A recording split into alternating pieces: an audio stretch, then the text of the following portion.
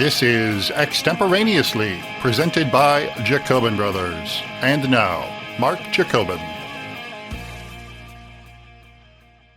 Literally on his way out the door, Joe Biden issued another flurry of pardons that challenge the boundaries of presidential power and will surely be seen by history as abuse of power. James, what did he do this time? Well, on January 19th, right before he would leave office, good old President Joe pardoned preemptively, in historic fashion, members of government such as the January 6th committee members, Dr. Fauci, among others, and even more concerning and strange, he pardoned members of his own family who had never been subject of accusations of criminal wrongdoing. Now, obviously, his son Hunter was, but we covered that in a prior show. He pardoned both his brothers. It makes one wonder what exactly his brothers did to need a pardon, because I don't believe they'd ever even come up in the public discourse. That is very strange because there are elements of the Biden opposition who refer to the Biden crime family. And with Joe pardoning all of the members of his family, that would seem to lend credence to that allegation. It could, but also it's the political rumblings forever. In the 60s, it was the Kennedy crime family. Then it was the Nixon criminal organization, which was true, but For both of them. and then you had the Clinton crime family, the neocon Bush criminals, the Obama regime. This is the first time that a sitting president has seen fit to pardon his inner circle. That's what's strange. So preemptively, and the argument they're making is based on stuff that Trump had not done. They take Trump at his word when it suits their need to abuse power and their means to hoodwink the public and gaslight the public. If Trump says, I'm going to build a wall, they'll believe him, right? Or excuse me, they won't believe him, and they'll mock him, and they'll say he's incompetent and stupid and he doesn't know what he's doing. But if he says, I am the retribution, and then he flat out says, I mean, on behalf of the American people for the bad deal they've gotten the last 4 years and the last 20 years, they interpret that to their supporters as he's going to, without cause and provocation, use the power of the office in the Justice Department to unlawfully investigate people he does not like. Now that sounds awfully familiar. Well, this is what happened. It's what they did to him, as some legal scholars say, and a lot of the American public believes. That's why Trump got elected. And their proof of that now is the fact that he's signing executive orders looking into the January 6th committee. Their proof that he's acting outside the Constitution or non-presidentially is him using a presidential authority granted him by the Constitution, the executive order, the right to ask for things to be looked into, exactly what the January 6th committee did. And Trump is now looking in to see the validity of the January 6th committee and his second impeachment. Now, Mark, as we know, I'm no fan of Trump. I did not think it was legal, constitutional, or the right thing to do to hold a impeachment trial after the president left office. Now, Mitch McConnell disagreed with me, and it came and went. Trump is now looking into the legality of that. That is not retribution upon political adversaries. That's simply clarifying something to the American public that should have been clarified 4 years ago. Because the ultimate arbiter of truth and law and constitutionality is not the president, is not the Congress. Well, it's the Supreme Court. It's the Supreme Court. And unless and until a matter hits the Supreme Court, no one can say definitively whether something is legal or constitutional. Yeah, and getting back to the pardons of this, Mark, the power of the pardon, as defined in Article 2, Section 1 of the Constitution, pretty much gives the power of the pardon as absolute. And if there's any debate about that, we can often go back to, oh my goodness, the Federalist Papers or the body of evidence that took place during the debate before something was put in the Constitution to clarify what the founders were thinking. And then the Supreme Court can also take that into consideration as far as, is this the spirit of the law? There was a massive debate between Alexander Hamilton and George Mason. Now, George Mason is not nearly as well known because no one did a Broadway play about him, rejuvenating his image. But George Mason, Mark, argued against the pardon, and I'm not going to read the quote, but I'll paraphrase it, was he strongly objected to it, not because it would be taken abuse in their time, but a future president could pardon people with involving crimes that could lead back to the president. Now, That's exactly what appears to have happened here, although I have no proof that Joe Biden did this, but his action makes him look guilty of something. What that is, I don't know, and no one does. Because when you're pardoning members of your inner circle and members of your personal family not involved in government, you're doing this, and I'm going to quote Joe Biden himself here, this should not be looked at as these people having committed any criminal actions, nor their acceptance of it an admission of guilt. Now, that's a statement by the president, but he's acting like the monarch that George Mason feared 260 years ago, when it is law that when you accept a pardon, such as Richard Nixon from Gerald Ford, that's an admission of guilt of what you're being pardoned for, even if you hadn't been charged for it. So Joe Biden's statement is a monarchical statement. He's just saying as absolute fact, and he signed his name to it. And when you read the Fauci pardon itself, it reflects this. It reflects a breaking of tradition, and it reflects a monarchical attitude towards precedent and towards what's actually in the Constitution. And that brings us to preemptive pardons. This is the first time in the country's history that a president has taken to preemptively pardoning, saying this person hasn't done anything, but I'm going to pardon them anyway, so don't take it as a presumption of guilt. In every prior instance of pardons, especially blanket pardons, there has been either A, a conviction, or B, a presumption of guilt, such as after the Civil War, pardoning the draft dodgers. There was a presumption of guilt that, yes, you had done this thing wrong, and we're going to forgive you for it, and that will be the end of it. So to pardon someone who's presumed to be innocent, that has not happened. No, and it goes against the general spirit of what the foundation was to word it in the Constitution itself by making the power absolute. Is the underlying foundation of that is this: give the power of the pardon to the president and the president only, not to the president and a committee, not to the president and his cabinet, for this reason. The president is charged with the welfare of the country. And it specifically says, not in the Constitution, but in the Federalist Papers, the president needs the unlimited power of the pardon for the welfare of the nation. Now, you could use Gerald Ford specifically for this. When he pardoned Richard Nixon, he came out and said, it is for the welfare of the country in so many words. And he said, someone has to put a stop to this, and the Congress embeds me with that authority, so I shall do it. Now, he went on national TV and publicly explained himself to the electorate, most likely costing him re-election. But it was good for the overall welfare of the country, and history has been kind to Gerald Ford for that. Jimmy Carter, unpopularly, pardoned all the draft dodgers. Looking back on it, a very presidential thing to do. It was for the welfare of the country. The country was coming apart at the seams over this issue.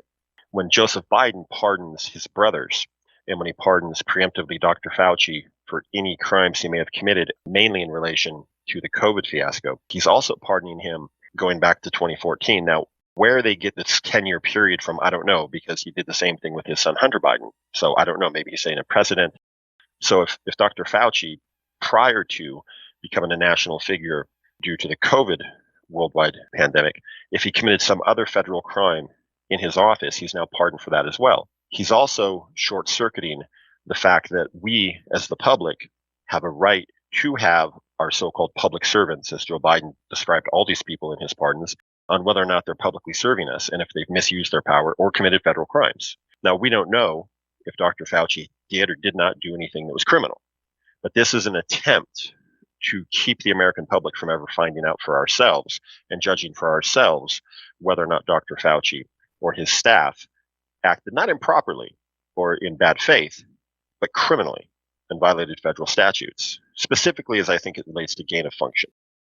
Yes, gain of function, known colloquially as bioweapons.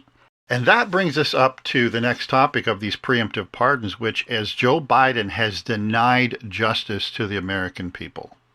He has short-circuited government. He has told the American people, no, you don't get to know what has happened, and you don't get to hold the people responsible who may have committed a crime. And this, I think, is horrendous. Now, had Anthony Fauci been convicted of a crime, or had he been at least indicted, and Joe Biden pardons him, that's well within the bounds of precedence. But simply saying, well, if he did commit a crime, we're going to forgive him for it, that smacks of George III and every other European monarch that has ever lived, where the king protects the people loyal to him. Yeah. What do you think the most damage has been done here in relation to all these, I guess we're calling them preemptive pardons? Preemptive of what, I'm not sure. What do you think the most damage done here to the American people is? First of all, I think it's justice denied.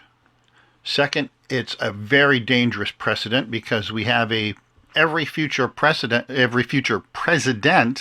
can now use this preemptive pardon power to their advantage and create or continue to advance the banana republic in which we now live as a result of Joe Biden's expansion of presidential power.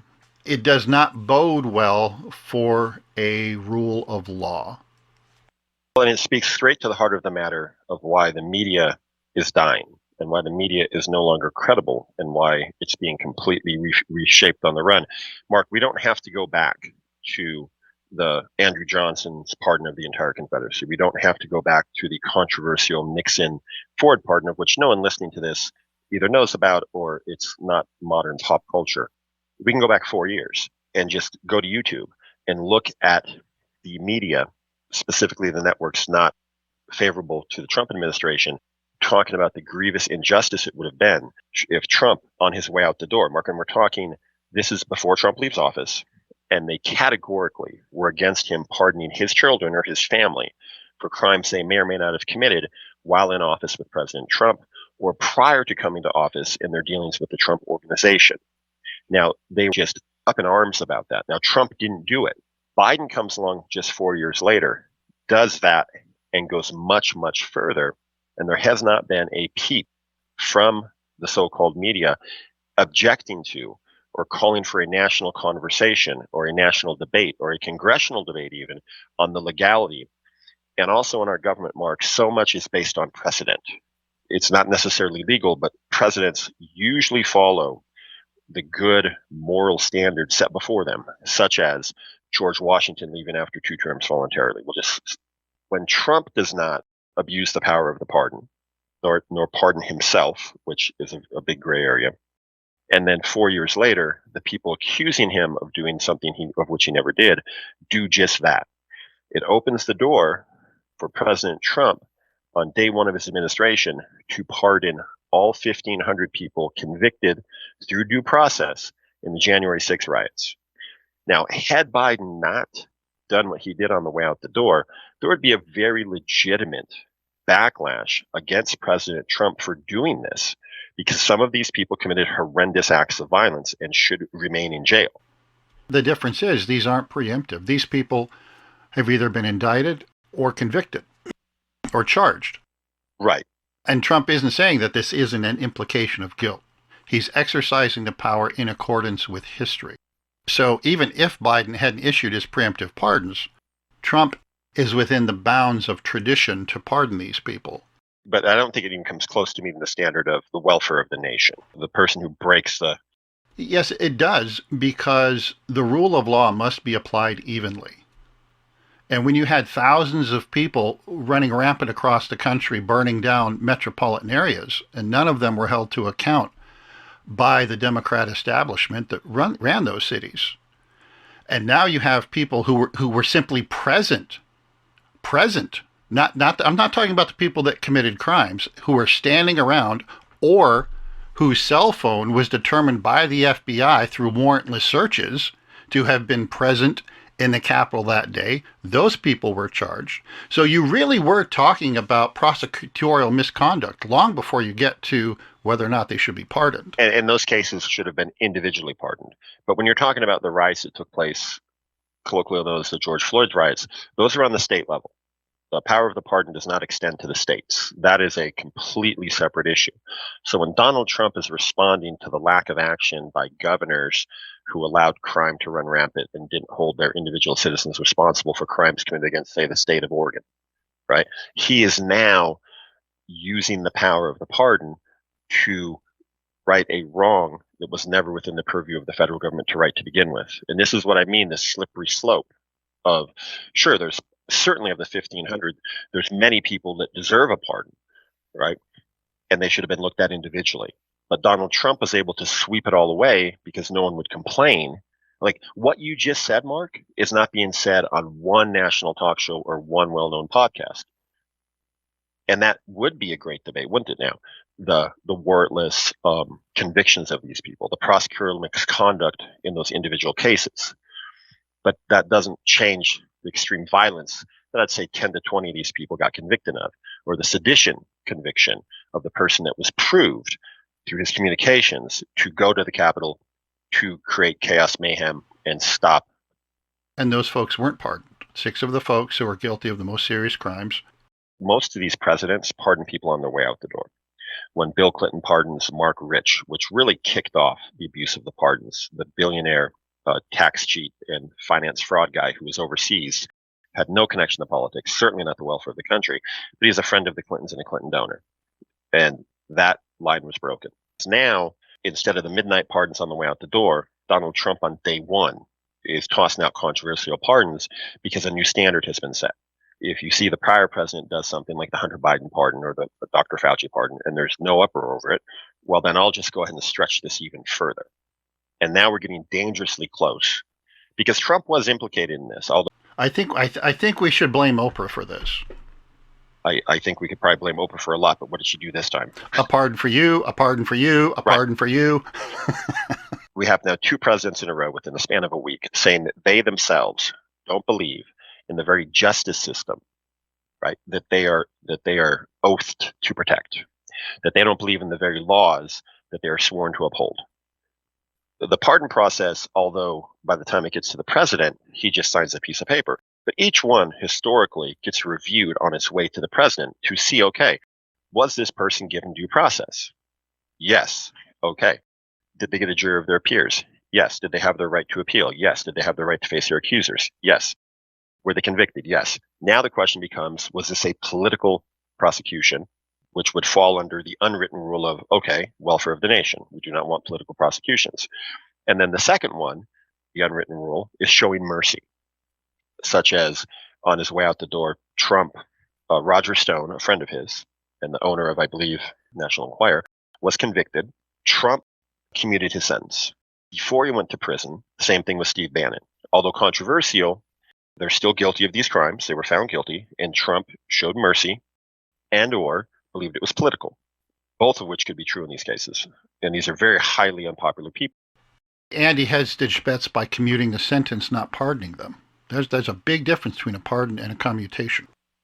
Sure, such as when President Obama commuted the sentence of Chelsea Manning for leaking military secrets to WikiLeaks. President Obama said, it does not take away the crime itself, but I'm commuting the sentence because I feel that, Private Manning had suffered enough.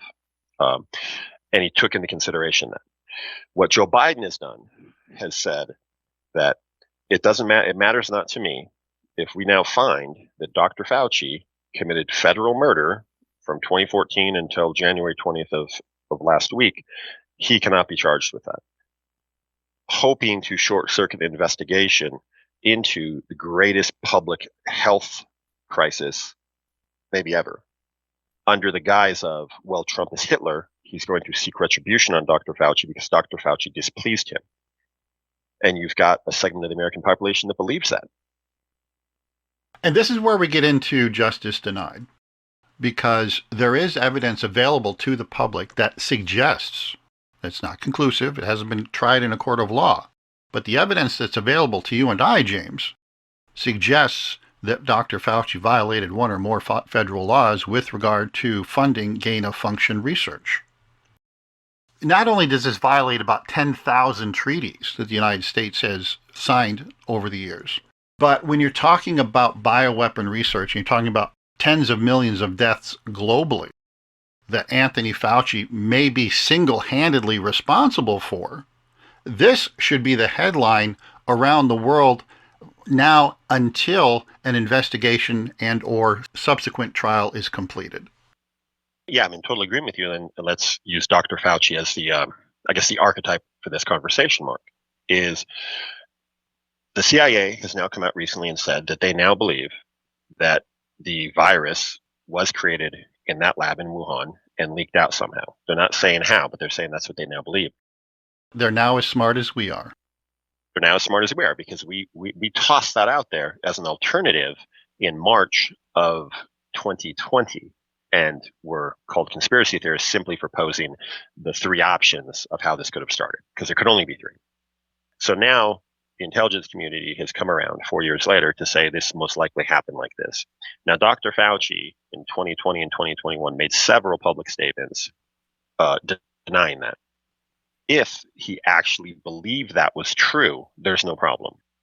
If he knew it to be otherwise, and he's a member of the executive branch, and he's lying to the American public, he can then be investigated for the age-old question: what did you know and when did you know it, and why did you deceive the American public? And what is there behind the curtain to see? And what Joe Biden has done, he's denied the American people the peek behind the curtain. Because let's just say that Trump is a lunatic and that Pam Bondi is going to do his bidding and in an evil way charge Dr. Fauci with things he didn't do. And Dr. Fauci finds a jury that is unfavorable to him and he gets convicted. We have safeguards in place currently to protect Dr. Fauci and any American citizen from that. And let's just say he gets convicted of something in the next year or two, which turns out to be absolutely false. Well, we'll have a new president in a couple of years who could then pardon him based on the welfare of the country or saying that that conviction was political. What Joseph Biden has done here is said any conviction, any investigation, any indictment potentially is political. And it's in the best interest of the nation to not even have the conversation about the Dr. Fauci's of the world as it relates to the COVID pandemic. You see how completely reverse that process is? Absolutely. But there is a way around it. What is the way? We can look back to our old pal, Chief Justice Earl Warren of Warren Commission fame, who led the investigation into the death of John F. Kennedy in 1963. It was Oswald. It may or may not have been Oswald, but the precedent that they set is that they weren't concerned with finding criminals during the course of the Warren Commission because they believed they had the criminal. They believed it was Oswald. But they couldn't be sure that Oswald acted alone. Everyone who testified before the Warren Commission during the 8 months that it ran was offered immunity so that the Warren Commission could get to the truth. Not one person who testified before the Warren Commission accepted immunity, which is really strange, don't you think? Not if they had nothing to hide and they didn't fear the government at that point. Exactly. These preemptive pardons actually work for the people because the president could assemble a commission to investigate the spread of COVID, whether or not post-presidential impeachments are constitutional. That would not pose any implication of harm or guilt on Anthony Fauci or anyone else. We could set Anthony Fauci down before a commission, swear him in, and guess what? If he accepts this pardon, which must be accepted if you are to remain immune in a court of law, then Anthony Fauci does not have the option to take the Fifth Amendment because he cannot impugn himself because he has immunity. So, if done properly, not only can we flip this abuse of power on its head, but we can use this to the people's advantage to find out what actually happened during the COVID era and the 10 years prior to it. Well, that would be something now, wouldn't it, to actually get answers? It'd also be a weird rehabilitation of the Warren Commission that they actually did something right, that they actually weren't looking to trample on people's civil rights. And also, Mark, it says a lot about the differences in the country from 6 years ago to now, where they offered people immunity and no one took it because they said, well, I was just a witness to these things. I had no part in it. Why would I need immunity? And what the Warren Commission was attempting to do, and I think what you're suggesting a new, say, Fauci Commission should attempt to do, is say not only we are not going after anybody improperly, we're not going after anyone at all. We're trying to get to the bottom of a crisis that killed 1 million Americans and crippled our economy.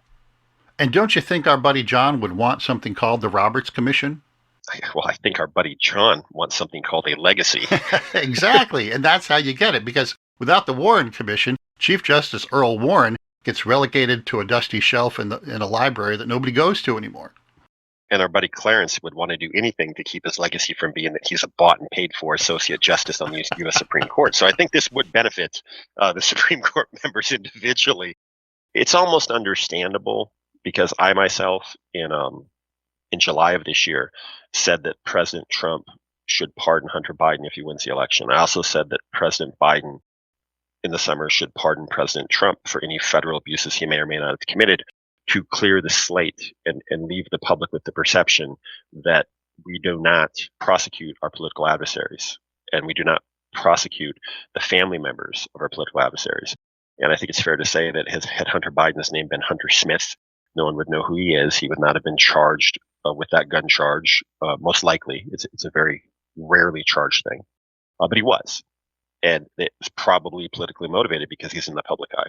So the pardon of Hunter Biden, or the commutation of the sentence itself for the crimes he was convicted of, is legitimate, I do believe, for the welfare of the nation. The backdating the pardon to 2014 just leads me, as a citizen with no investigative power, to ask the question, what in the fuck did Hunter Biden do in 2014? And then when you extend that past Hunter Biden to members of the president's inner circle, it gets me really curious onto what these people did between 2014 and today, this 10-year window, this arbitrary 10-year window that's been now created. What did these people do? And the only statement we got from the now retired Biden White House is, well, Donald Trump will come after these people. And they didn't even have the force of their conviction to give a public presidential address about it, such as Ford did, such as Carter did, such as Papa Bush did. They followed the Clinton model of pardon this stuff, get the hell out the door, and continue raising money for my wife's future presidential campaign. And they believe the public's just that stupid because we prove to them over and over again we are. I am Mark Jacobin, along with my brother James, and this is Extemporaneously. This has been Extemporaneously, presented by Jacobin Brothers. For more episodes and content, visit jacobinbrothers.com.